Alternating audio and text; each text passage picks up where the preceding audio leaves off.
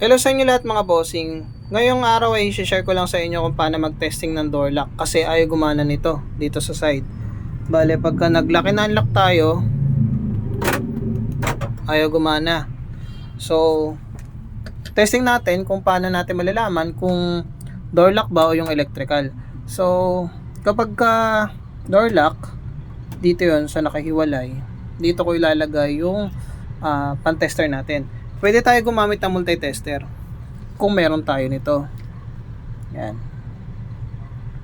Yan. Tapos lagay natin dito sa voltage. Ayan. Natin. Pagka ito 0 pa rin, wala lumabas, so ibig sabihin electrical.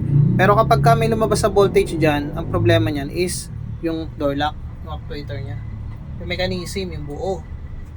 Okay. So lock. Okay, so gumagana mga bossing, no? Bali, ang problema nito is yung kanyang door lock. Ito ay nasa likod. Kung wala naman tayong multi-tester, pwede naman test light. Yun naman yung kadalasan ginagamit ng mga technician, yung mga nag-electrical. Basta mapapagana lang natin yan kapag nakasarado yung pinto. Yan. Tapos yung door switch kailangan naka-press. Okay. Ito. Yan. Lagyan natin sa ground. Gamit tayo test light. Okay. Ito yung madalas kong ginagamit sa electrical. Kung halimbawa mga bossing, gusto nyo rin ng ganito, lalagay ko na lang yung link sa description, no? Para alam nyo kung saan ko nabibili to. Okay. Mag-test tayo. Tuso ko lang.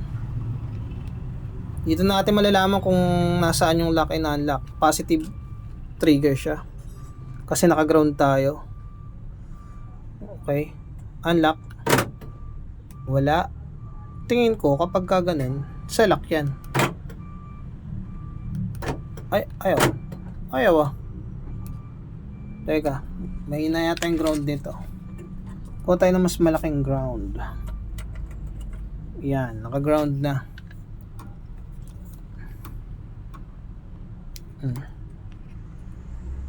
Lock. Ayun, umilaw na. Sa unlock to. Ito yung isa sa lock. Okay?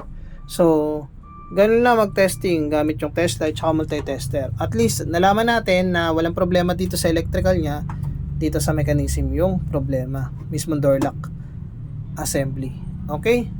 So, yun lang mga bossing, share ko lang kung paano mag-testing para malaman nyo din kasi tinetest ko lahat to. Dahil nga nabahaan, ayan, dami niyan. Lahat papaganahin ko. Okay, yun lang mga bossing. Maraming salamat.